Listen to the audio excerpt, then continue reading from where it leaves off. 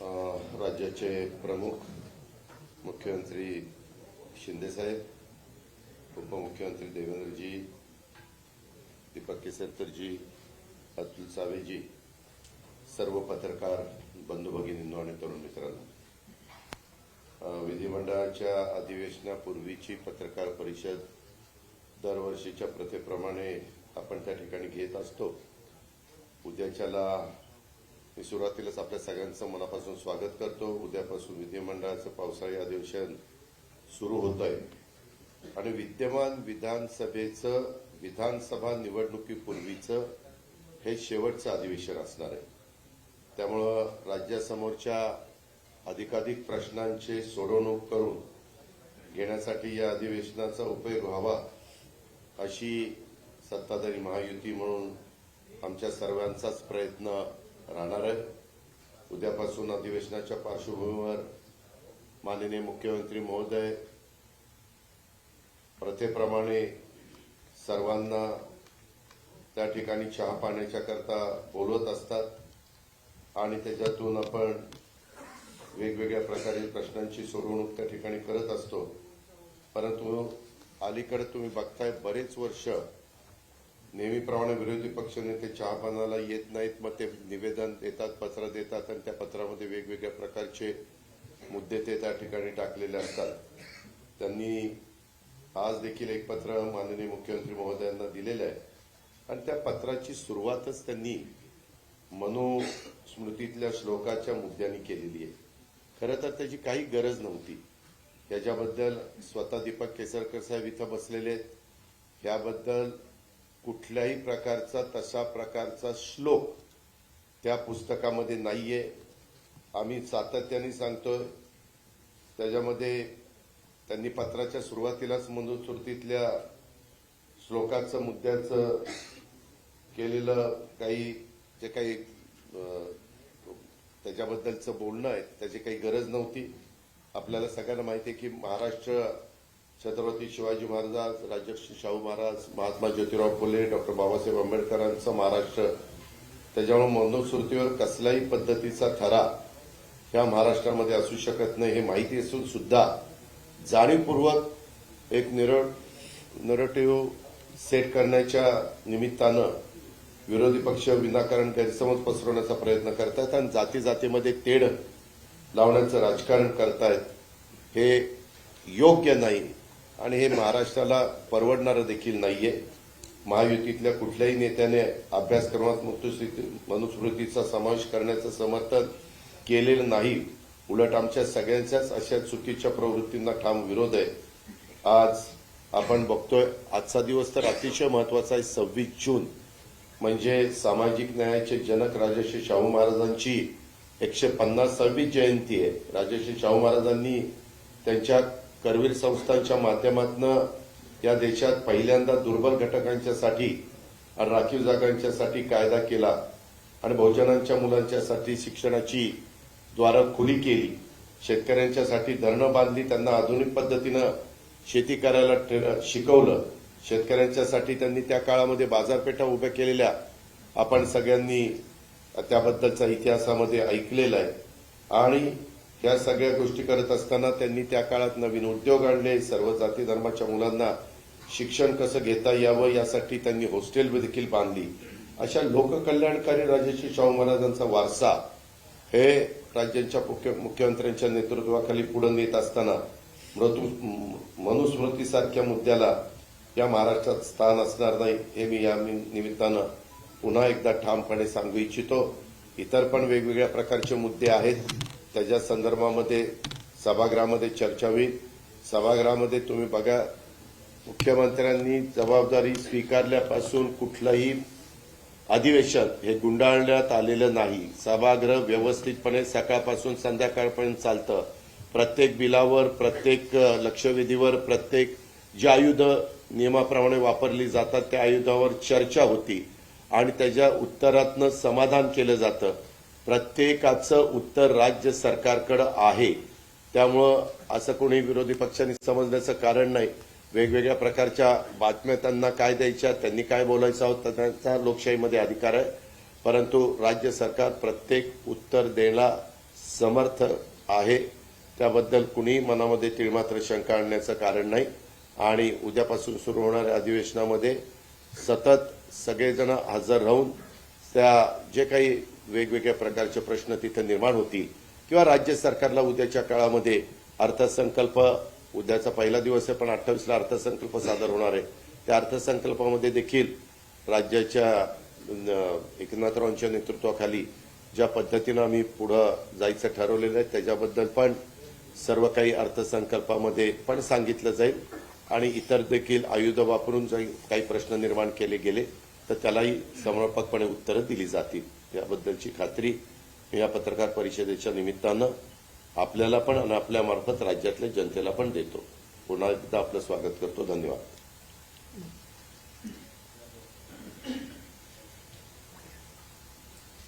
माननीय मुख्यमंत्री महोदयांच्या नेतृत्वात उद्यापासून अधिवेशनाला सरकार सामोरं जात आहे. आज विरोधी पक्षाने प्रथेप्रमाणे चहा पानावर बहिष्कार टाकत जे पत्र दिलेलं आहे, खरं म्हणजे खोटं बोल पण रेटून बोल, खोटे नरेटिव्ह तयार करून एखाद्या निवडणुकीमध्ये थोडी मतं मिळाल्यानंतर आता खोटंच बोलायचं, अशा प्रकारच्या मानसिकतेमध्ये विरोधी पक्ष गेलाय असं या ठिकाणी मला वाटतं. किंबहुना त्यांनी दिलेलं पत्र याचा एका वाक्यात जर उल्लेख करायचा असेल तर त्यांनी आरशात आपला चेहरा पाहिला पाहिजे, अशा प्रकारचे पत्र आहे. कारण त्यांनी, मी सगळ्या गोष्टी सांगणार नाही, मुख्यमंत्री बोलणार आहेत, पण त्यांनी काय सांगितलं, विदर्भातले सिंचनाचे प्रकल्प मार्गी लावण्यात आलेलं अपयश. आता हे कोणाला होतं अपयश? 2.5 वर्ष ज्यांचं सरकार होतं, ज्यांनी विदर्भातल्या एकाही प्रकल्पाला सुप्रमा दिली नाही, एकाही नाही, ते आम्हाला सांगतायत की विदर्भाचे प्रकल्प मार्गी लागले नाही. या उलट विदर्भातल्या बहुतांश प्रकल्पांना केवळ सुप्रमाच दिली नाही तर त्याचं काम देखील आपण सुरू केलं आणि बळीराजासारखी योजना आता जवळजवळ 87 प्रकल्प आपण पूर्ण करत आणलेले आहेत. आणि एवढंच नाही, 2019 मध्ये वैनगंगा नळगंगा प्रकल्प त्याचा GR आपण काढला. मध्यंतरी सरकारमध्ये त्याची फाईल मुंगीच्या पावला एवढी देखील हल्ली नाही. पुन्हा नवीन सरकार आल्यानंतर सगळ्या मान्यता त्याच्या आम्ही घेतल्या आणि लवकरच अंतिम मान्यतेकडे तो चाललेला आहे. आणि हे मात्र पत्रामध्ये आम्हाला प्रश्न विचारतायत. त्यामुळे दोन्ही विरोधी पक्ष नेते आणि त्या पत्रावर उद्धवजींची पण सही आहे, नाना पटोलेंची पण सही आहे, त्यांनी स्वतःला प्रश्न विचारला पाहिजे की त्यांच्या काळात विदर्भातल्या एकाही प्रकल्पाला का मान्यता मिळाली नाही, वैनगंगा नळगंगा प्रकल्पाला का मान्यता मिळाली नाही. दुसरं, वैधानिक विकास मंडळ त्यांनी लॅप्स केलं. नवीन सरकार आल्यानंतर आम्ही त्याचा ठराव करून केंद्राला पाठवला आणि ते आम्हाला विचारतायत वैधानिक विकास मंडळ का नाही. पहिल्यांदा त्यांनी स्वतःला विचारलं पाहिजे की त्यांनी का लॅप्स केलं. एवढंच नाही तर मराठवाडा वॉटर ग्रीडच्या संदर्भात त्यांच्या पत्रामध्ये प्रश्न आहे. मराठवाडा वॉटर ग्रीड आम्ही सुरू केली होती, ती वॉटर ग्रीड बंद करण्याचं काम हे महाविकास आघाडीच्या सरकारमध्ये झालं आणि आता ते आम्हाला विचारतायत की वॉटर ग्रीडचं काय झालं. आम्ही तर वॉटर ग्रीडचा प्रस्ताव केंद्र सरकारकडे दाखल केला आहे आणि त्यांना विनंती केली आहे की हर घर जल योजनेमध्ये हा वॉटर ग्रीडचा प्रस्ताव समावेश करा आणि त्याचा पाठपुरावा देखील आमचा चाललेला आहे. आपण जर बघितलं तर पेपर फुटीच्या संदर्भात ते बोलताय. सर्वात जास्त पेपर फूट उद्धव ठाकरेजी मुख्यमंत्री असताना झाली आहे. जवळजवळ सगळ्याच परीक्षांमध्ये टीईटी म्हणजे परीक्षांची नावं घ्या आणि कशा प्रकारची झाली हे आपण सगळ्यांनी बघितलेलं आहे आणि ते आम्हाला प्रश्न विचारतायत. पण निश्चितपणे त्या संदर्भात आम्ही इतक्या मोठ्या प्रमाणात परीक्षा घेतल्या त्याचा सगळा रिपोर्ट कार्ड या अधिवेशनामध्ये निश्चितपणे आम्ही त्या ठिकाणी मांडणार आहोत. त्याच्यात ते गुंतवणूकदारांनी महाराष्ट्राकडे पाठ फिरवल्याचं सांगतायत तेव्हा हे विसरतायत की त्यांच्या काळामध्ये 3ऱ्या-4थ्या नंबरवर गेलेला महाराष्ट्र मुख्यमंत्री एकनाथराव शिंदेजींच्या नेतृत्वात दोन्ही वर्षी नंबर 1 वर आलेला आहे आणि ते आम्हाला प्रश्न विचारतायत. हे किती आश्चर्य आहे. आणि सगळ्यात महत्वाचं तर वित्तीय केंद्र गुजरातला गेलं. खरंय गेलं. कधी गेलं? 2012 साली गेलं. मुख्यमंत्री कोण होते? काँग्रेसचे. प्रधानमंत्री कोण होते? काँग्रेसचे. आणि ते आज विचारतायत की वित्तीय केंद्र हे गुजरातमध्ये कसं गेलं. एवढंच नाही तर अनेक गोष्टी याच्यामध्ये आहेत. सगळ्या गोष्टींचा उहापोह मी करणार नाही. पण मला असं वाटतं की खोटे नरेटिव्ह तयार करण्याची एक फॅक्टरी ही जी यांनी उघडली आहे या फॅक्टरीचा पर्दाफाश या अधिवेशनामध्ये आम्ही निश्चितपणे करू. विशेषतः गँगस्टर उभे राहिले आहेत आणि ड्रग्सच्या संदर्भात मोठा होहल्ला करण्याचं काम चाललेलं आहे. त्यावेळी हे विसरतात 100 कोटी रुपयाच्या संदर्भात आम्ही नाही माननीय उच्च न्यायालयाने यांच्या गृहमंत्र्यांच्या विरुद्ध एफआयआर करून त्यांना अरेस्ट केली. सरकार त्यांचं होतं, आम्ही नाही केलं. त्यांच्या गृहमंत्र्यांच्या विरुद्ध माननीय उच्च न्यायालयाचे तेव्हाचे मुख्य न्यायाधीश यांच्या खंडपीठाने यांच्यावर एफआयआर दाखल करा म्हणून सांगितलं. आणि आज ड्रग्सच्या विरुद्ध आम्ही लढाई सुरू केली आहे. संपूर्ण देशामध्ये सुरू केली आहे. आणि त्यामुळे हे जे काही साठे आज सापडतायत मोठ्या प्रमाणात जी कारवाई होते आहे ती कारवाई आपल्याला पाहायला मिळते. ही कारवाई अशी सुरू राहणार आहे. आणि एवढंच नाही तर ज्या वेळी म्हणजे पुण्यातली घटना घडलेली दुर्दैवी होती पोर्शेची, पण त्यामध्येही कोणालाही स्पेअर न करता राज्य सरकारने अतिशय कडक भूमिका ठेवली आहे. त्यामुळे निश्चितपणे कायदा सुव्यवस्था असो किंवा zero tolerance policy toward drugs असो हे सरकार या ठिकाणी करतच राहणार आहे. आणि म्हणून निश्चितपणे विरोधी पक्षाने जे काही प्रश्न या ठिकाणी उपस्थित केले आहेत ते म्हणतात 10 वर्षात हमीभाव वाढला आणि आता माझ्याकडे चार्ट आहे त्यांच्या काळात काय होतं आणि या काळात काय आणि किती वेळा तो वाढलाय. पण आता मी आपला वेळ घेत नाही कारण हे उत्तर आम्ही आता त्यांना विधानसभेमध्ये निश्चितपणे त्या ठिकाणी देऊ. तर म्हणजे अनेक विषय हे विरोधी पक्षांनी या ठिकाणी मांडण्याचा प्रयत्न केलाय. पण जसं मी सांगितलं ते जितके वेळा बोट आमच्याकडे एक उगारतात 4 बोटं त्यांच्याचकडे निघतात. कारण त्यांची अकर्मण्यता त्यांचा भ्रष्टाचार म्हणजे आता या पत्रामध्ये ते 40% सरकार म्हणतायत. बॉडी बॅगचा घोटाळा कोणी केला? माझा सवाल आहे. अरे प्रेताच्या टाळूवरचं लोणी खाणं कशाला म्हणतात? ते कोविडचे घोटाळे, खिचडीचे घोटाळे हे सरकार विसरलेलं, हे विरोधी पक्ष विसरलेला दिसतोय. सगळं काढणार आम्ही, सगळी उत्तरं देणार. आमची चर्चेची तयारी आहे. विरोधी पक्षांनी चर्चा करावी. विरोधी पक्ष केवळ या ठिकाणी हंगामा करायचा आणि मीडियात जाऊन बोलायचं. मीडियामध्ये बोलण्यापेक्षा त्यांनी सभागृहात बोलावं. आम्ही त्याला उत्तरं देऊ. आम्ही शेतकऱ्यांकरता काय केलं, त्यांनी काय केलं याची उत्तरं आम्ही देऊ. पुढे काय करणार आहोत याची उत्तरं आम्ही देऊ. त्यामुळे मला असं वाटतं की सत्ता पक्ष पूर्ण तयारीमध्ये आहे आणि सगळ्या प्रश्नांची उत्तरं ही या ठिकाणी आम्ही निश्चितपणे देऊ. मला विश्वास आहे की आमच्या मुख्यमंत्र्यांच्या नेतृत्वामध्ये एक अतिशय चांगला अर्थसंकल्प आमचे अर्थमंत्री आणि उपमुख्यमंत्री मांडतील आणि महाराष्ट्राला पुन्हा एकदा विकासाकडे प्रगतीकडे नेण्याचा जो प्रयत्न आम्ही सुरू केला आहे त्या प्रयत्नाला बळ देणारं हे अधिवेशन ठरेल हा विश्वास मला आहे. मी पुन्हा एकदा माननीय आपल्या सर्वांचं स्वागत करत माननीय मुख्यमंत्र्यांना विनंती करतो की माननीय मुख्यमंत्री महोदयांनी आपल्याला संबोधित करावं.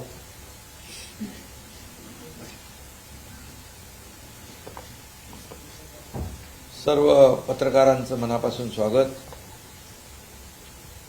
दोन्ही उपमुख्यमंत्री महोदयांनी अधिवेशनाबद्दल आपल्याशी संवाद साधलाय. उद्यापासून आपलं पावसाळी अधिवेशन सुरू होतंय आणि या अधिवेशनामध्ये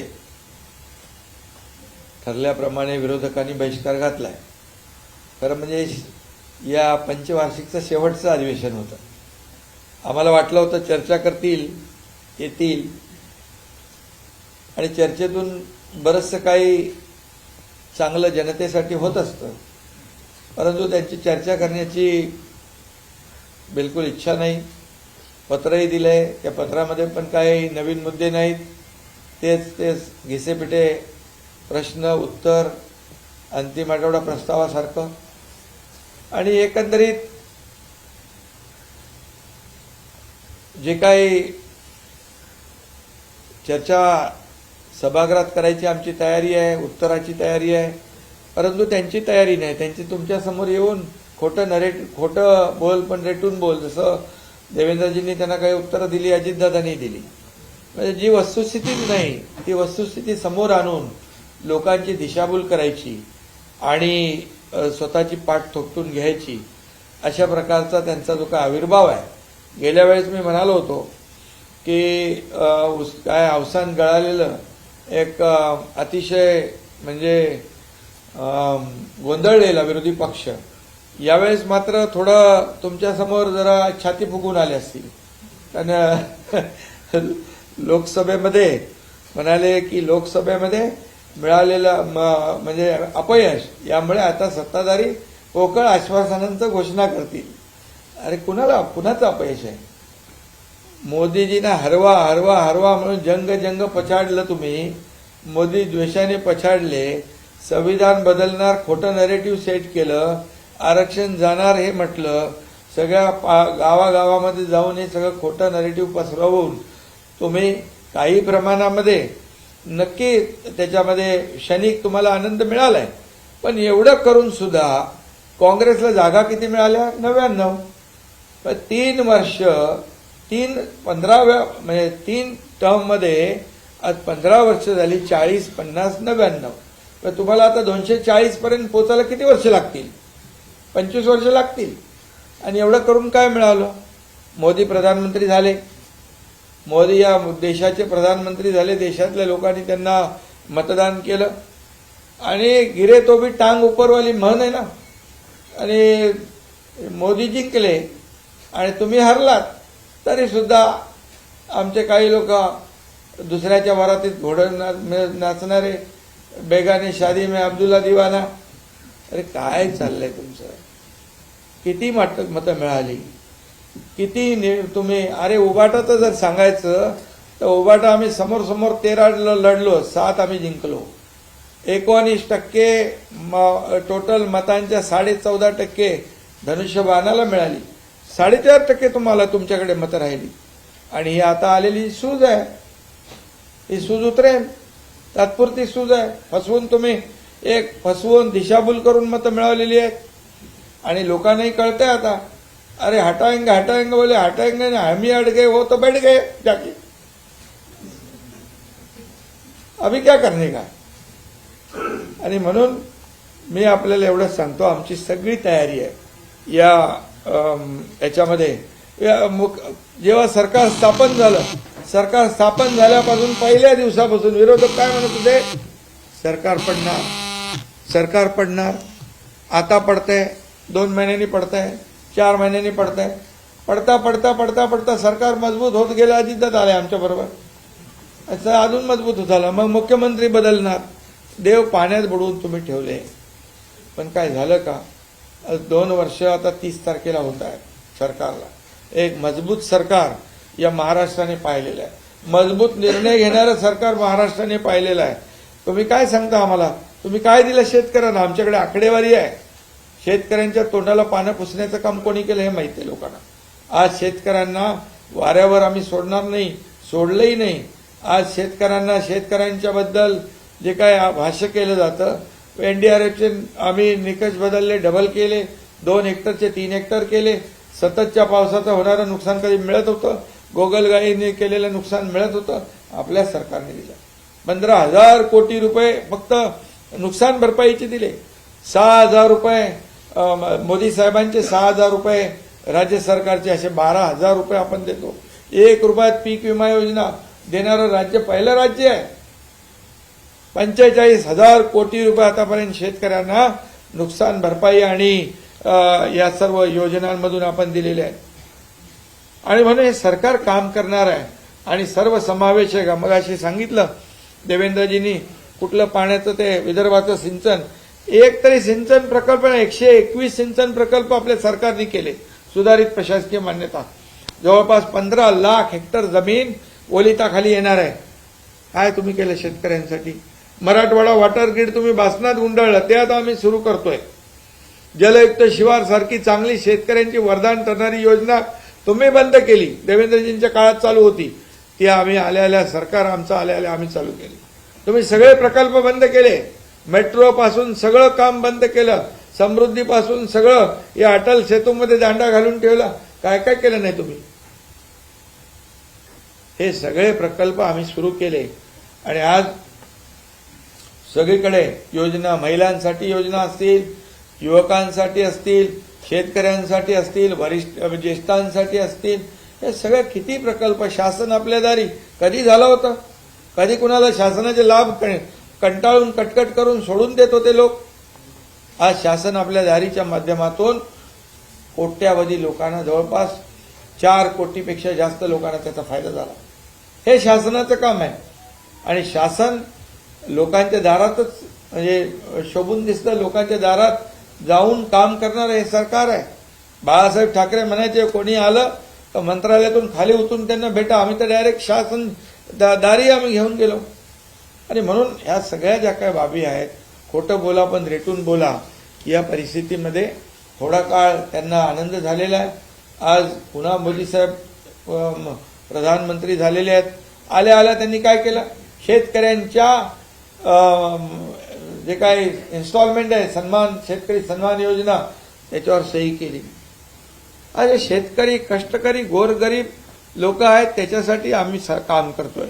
आणि यामध्ये तुम्हाला मी एवढंच सांगतो की खोटी आकडेवारी देऊन तुम्हाला क्षणिक आनंद घेता येईल, परंतु लोकांना फसवता येणार नाही. गेल्या 2 वर्षाच्या कामगिरीवर आता उद्या आमचा अर्थसंकल्प आहे. अर्थमंत्री इथे बसलेले आहेत आणि आम्ही खोट्या अफवांचा पाऊस पडणारे लोक नाही. आम्ही जे जे बोललोय ते दिलेलं आहे, तपासून घ्या. आणि उद्या देखील उद्याच्या अर्थसंकल्पातून काय काय निघेल ते जनतेच्या हिताचंच निघेल, शेतकऱ्यांच्या हिताचंच निघेल, माता भगिनींच्या हिताचं निघेल, तरुण बेरोजगार लोकांच्या हिताचं निघेल, ज्येष्ठांच्या हिताचं निघेल, सगळ्यांच्या हिताचंच. हे सर्व समावेशक, हे सर्वसामान्यांचं सरकार आहे. आणि आज तुम्ही खोटे आरोप करता. उद्योग पळाले, त्याच्यावर तुम्ही तर बोललात, उद्योग पळाले. अरे आज या महाराष्ट्रामध्ये जवळपास 1,37,00,000 कोटीची पहिली गुंतवणूक झाली, नंतर 5 लाख कोटीची इन्व्हेस्टमेंट झाली. महाराष्ट्र आता इंडस्ट्री फ्रेंडली स्टेट झालेला आहे आणि म्हणून येणाऱ्या सर्व गुंतवणुका ज्या आहेत या महाराष्ट्रामध्ये येत आहेत. महाराष्ट्रामध्ये पोटेन्शियल आहे, चांगलं इन्फ्रास्ट्रक्चर आहे, कनेक्टिव्हिटी आहे, स्किल मॅनपॉवर आहे. आणि तुम्ही काय केलं? तुम्ही माणूस आला की सगळं चर्चा झाल्यानंतर शेवटी आमचं काय? आम्ही ते विचारत नाही. तुम्हाला काय मदत पाहिजे सांगा, आम्ही रेड कार्पेट देतो, आम्ही सबसिडी देतो, सिंगल विंडो क्लिअरन्स आम्ही देतो. म्हणून तर मोठ्या प्रमाणात केसरकर इकडे आहेत. 4 लाख लोकांना जर्मनीमध्ये रोजगार देण्याचा एमओयू साईन झालेला आहे. आज लोडाच्या स्किल डेव्हलपमेंट याच्यामधून डिपार्टमेंटमधून लाखो लोकांना नोकरी मिळाली.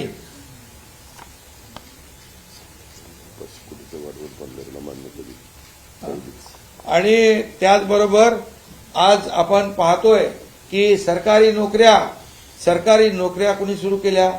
अरे डायरेक्ट नोकऱ्यांची अपॉइंटमेंट आम्ही हॉलमध्ये यशवंतराव चव्हाणमध्ये दिले. कधी झालं होतं असं?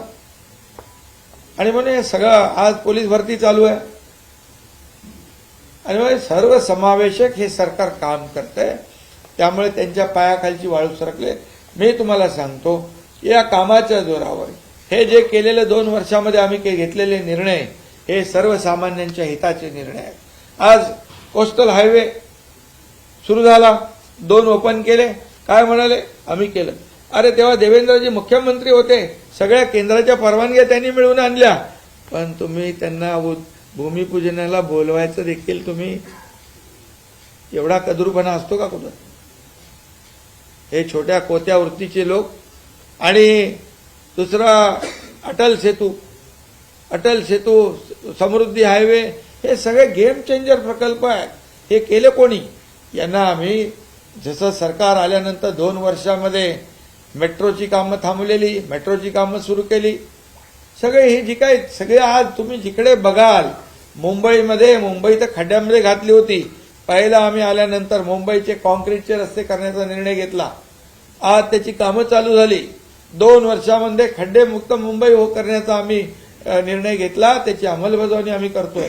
बाळासाहेब ठाकरे कुठले म्हणाले आरोग्याची बोजवारा उडालाय.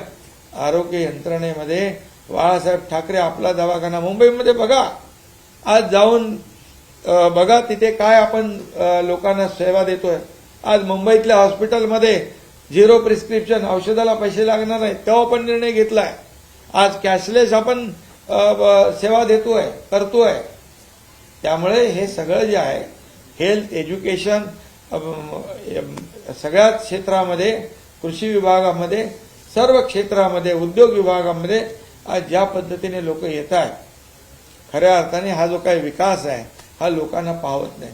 आणि आता केंद्र सरकारमध्ये पुन्हा मोदीजी आलेत. त्यांनी मगाशी मी म्हटलं की शेतकऱ्यांसाठी निर्णय घेतला तसा वाढवणचा 67,000 कोटीचा प्रकल्प आज त्यांनी मंजूर केला. आज पूर्णपणे गेम चेंजर होईल, तिथे विकास होईल. आज जसं अटल सेतू किंवा मुंबई पुणेमुळे जे काही समृद्धीमुळे जो विकास झाला, आज मुंबईमध्ये आपण पाहिलं अटल सेतूच्या तिथे लँडिंग होतं, एअरपोर्ट होतोय, पनवेल त्या भागातला उरण, हा सगळा विकास होईल. पालघरचा विकास होईल. आणि मग संपूर्ण राज्याचा विकास झाला पाहिजे ही भूमिका आम्ही घेऊन चाललेलो आहे. आणि म्हणूनच त्या ठिकाणी आज त्यांची जी काही पोटतिडीक आहे त्यांना कळलेलं आहे की ठीक आहे, आता एकदा ते ज्यांनी संविधान बदलणार म्हणून खोटं नॅरेटिव्ह तयार करून लोकांमध्ये भीती निर्माण करून आरक्षण तुमचं जाणार म्हणून आता लोकांनी ज्यांनी मतदान केलंय तेही आता पस्तावलेत. मोदीजी तर बसलेत तिकडे, प्रधानमंत्री बनलेले आहेत. आणि त्यामुळे हे सगळं जे आहे आज आपण पाहिलं तर मुंबईमध्ये देखील 2 लाख 2.5 लाख मतं महाविकास आघाडीपेक्षा आम्हाला जास्त मिळालेली. आणि पर्सेंटेज किती? 0.1. आपल्याला मुंबईत 50%, त्यांना 46%. आम्हाला 50%, त्यांना 46%. आणि टोटल मतांचं 0.3% डिफरन्स आहे. आणि आता ह्याच्यापेक्षा तर खाली आम्ही जाऊ शकत नाही. कामं तर आम्ही केलेली आहेत. त्यामुळे आता काय बोलायचं, म्हणजे खोटे नाटे आरोप करायचे. संविधानाचं केलं, आता काय स्वाभिमान, कसला स्वाभिमान? कुठं घाण टाकला तुम्ही? कधी ठेवला? स्वाभिमान असता तर 2019ला तुम्ही घाण टाकला नसता. बाळासाहेबांचे विचार घेऊन आम्ही पुढे निघालो, सरकार बनवलं, लोकांच्या मनातलं सरकार बनवलं. म्हणून आज त्यांच्यापेक्षा आम्हाला मतं लोकांनी जास्ती दिली आहे. त्यांचा 42% स्ट्राईक रेट आहे, आमचा 47% स्ट्राईक रेट आहे. हे मी छाती ठोकपणे सांगतो, तपासून घ्या. आणि लोकांनी आता ते दिंडीला आम्ही 20,000 रुपये दिले. बरे बोलतात दिंडीला पैसे दिले. नवीन मित्र जे आले त्याच्यामुळे दिंडीची त्यांना पोटदुखी झाली, नवीन मित्र जमा झाल्यामुळे. पण आता हे वारकरी संप्रदाय पायी चालत जातो. त्यांचं ते त्या ह्याच्यामध्ये समाज प्रबोधनाचं काम करतात ते, आणि त्यांना आम्ही 20,000 रुपये दिले. ते आतापर्यंत कधी दिले नाही, यावेळेस दिले. ती पोटदुखी झाली. आम्ही ज्या ज्या योजना करतोय त्या आता पुढे बघा, आता उद्या बजेट झाल्यावर काय काय बोलतील. त्यामुळे आम्ही तुम्हाला सांगतो, गेले 2 वर्षामध्ये केलेलं जे काम आहे त्या कामाच्या जोरावर आणि आता येणाऱ्या अर्थसंकल्पामध्ये देखील आम्ही लोकांच्या हिताचे निर्णय घेणार आहोत. आणि घरी बसलेल्या लोकांना लोक मतदान नाही करत, फील्डवर उतरून काम करणाऱ्या लोकांनाच मतदान करतात. हे लोकसभेची निवडणूक ही आता त्यांनाही कळलेली आहे, एकदाच होतं, परत परत होत नाही. आणि आता होईल, हे कामाच्या जोरावर होईल.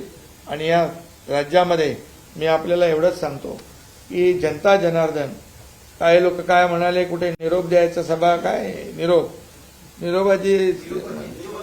निरोपाचं अधिवेशन आहे, तर निरोप द्यायला तर यायला पाहिजे का नाही सभागृहात? का फेसबुक लाईव्हवर निरोप समोर?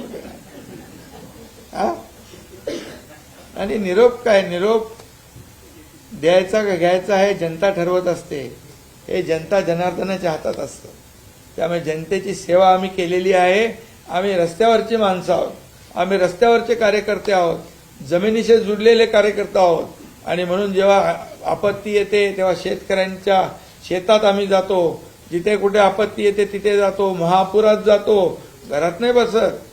त्यामुळे लोकांना माहीत आहे काम करणारं सरकार कोण आहे आणि फक्त खोटे आरोप करणारं सरकार कोण आहे. त्यामुळे आमची अधिवेशनामध्ये आमची तयारी आहे. हे शेवटचं अधिवेशन आहे या टर्मचं. लोकांचे प्रश्न सुटले पाहिजे, लोकांनी चर्चेमध्ये भाग घेतला पाहिजे, राज्याचे प्रश्न मांडले पाहिजे, आपल्या मतदारसंघातले प्रश्न मांडले पाहिजे, त्याला न्याय मिळवून घेतला पाहिजे, ही आमची तयारी आहे.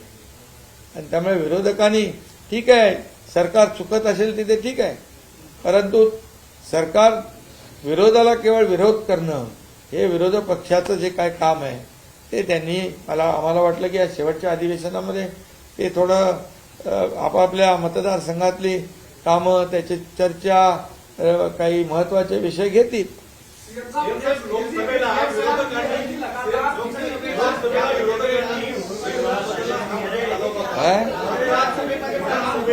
अरे एक जण बोला ना, काय चाललंय?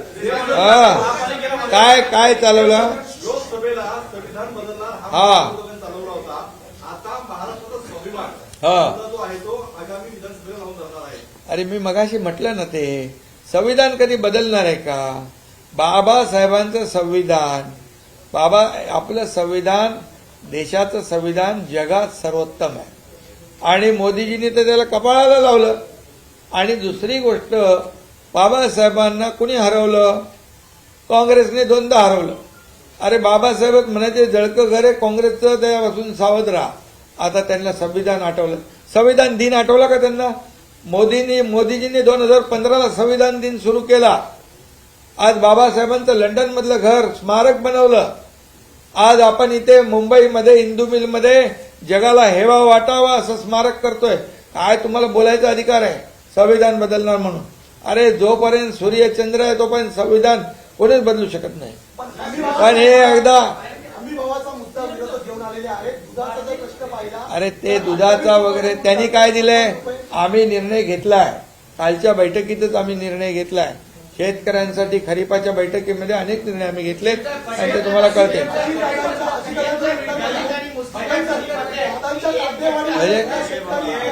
अरे दूध उत्पादन 5 रुपये देतो ना आपण.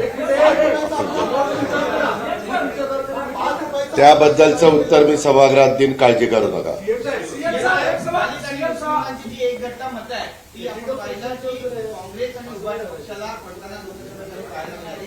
विधानसभेमध्ये पण हाच ट्रेंड चालेल असं बोललं जातं. यासाठी तुम्ही काय सांगाल? अरे बाबा, 1 लोकसभा म्हणजे 6 विधानसभा. आता 6 विधानसभेतली एकत्र मतं आली. ही विधानसभेमध्ये एकीकडे 40,000 50,000, दुसरीकडे 3 लाख मतं आहेत. आणि आता सगळे जागृत झालेले आहेत.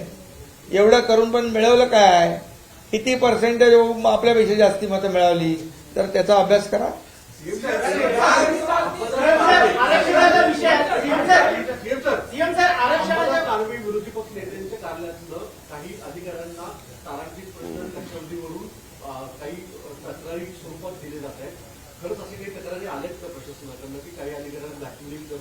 अधिवेशनाच्या तोंडावर काही प्रश्न विचारले जाणार कोण अंबादास करतात का ब्लॅकमेल?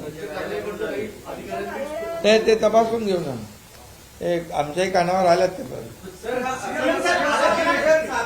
आरक्षणाच्या विषयामध्ये सगळे सोयरे हा जो शब्द आहे हा कळीचा मुद्दा ठरतोय आणि दोन्ही समुदाय, मराठा समुदाय किंवा ओबीसी समुदाय, याच सगळे सोयरे या मुद्द्यावरती अडून अरे बाबा बघा, भूमिका काय आहे? सरकारची भूमिका पहिल्या दिवसापासून स्पष्ट आहे. आजही आहे, उद्याही आहे. मराठा समाजाला आरक्षण देताना ओबीसी किंवा इतर समाजावर अन्याय आम्ही करणार नाही. त्याप्रमाणे आम्ही विशेष अधिवेशन घेतलं, मराठा समाजाला 10% आरक्षण दिलं. त्याचबरोबर कुणबी प्रमाणपत्र, ज्या जुन्या नोंदी कुणबी होत्या ज्यांना मिळत नव्हते, जस्टिस शिंदे कमिटी करून आम्ही त्यांना द्यायला लागलो. ते सुरू झालेलं आहे. आता एक ड्राफ्ट नोटिफिकेशन काढलं आहे की त्याच्यावर हरकती आलेल्या आहेत. त्या हरकतींच्यावर स्क्रुटिनी चालू आहे. त्याचबरोबर सर्वपक्षीय बैठक आपण आयोजित केलेली आहे आणि त्या बैठकीमध्ये सारासार विचार करून सर्वांची मतं घेऊन निर्णय घेऊ.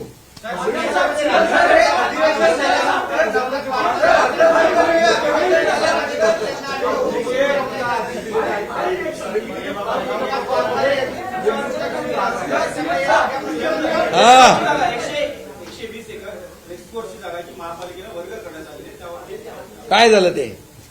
काय प्रॉब्लेम आहे? अरे ते तर आपण सेंट्रल पार्क म्हणजे इंटरनॅशनल वर्ल्ड क्लास आपण तो हे करतोय, मोठं गार्डन करतोय, सेंट्रल पार्क करतोय. आतापर्यंत तिथे रेसकोर्स होतं. रेसकोर्स ठेवून आपण 120 एकर जागा घेतली. त्या जागेवर एक कुठलंही बांधकाम होणार नाही. ती जागा पूर्णपणे गार्डन म्हणून आपण वापरणार त्या ठिकाणी.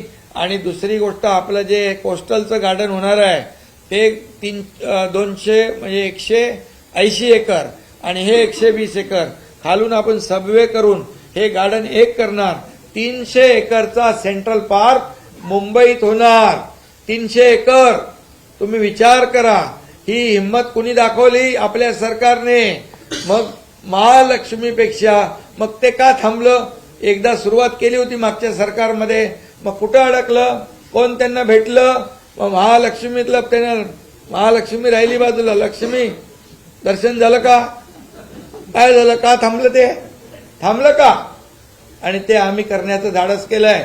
मुंबईकरांना विरंगुळा म्हणून जसे आम्ही आता प्रकल्प मोठे करतोय, कोस्टल अटल सेतू केलाय, इतर प्रकल्प करतोय, मुंबईचं सुशोभीकरण करतोय, तसं 300 एकराचं सेंट्रल पार्क वर्ल्ड क्लास जागतिक दर्जाचं आम्ही करतोय. तुम्हाला काय अडचण आहे?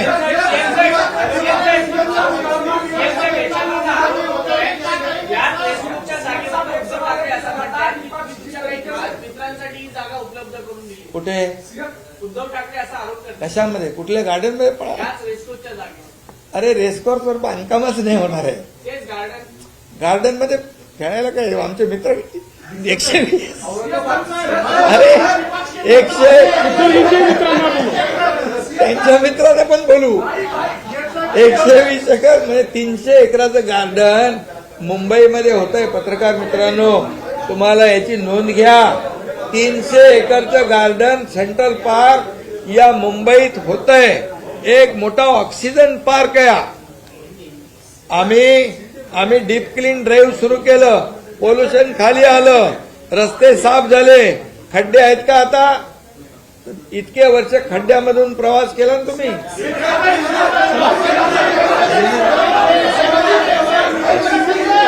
चलो, धन्यवाद.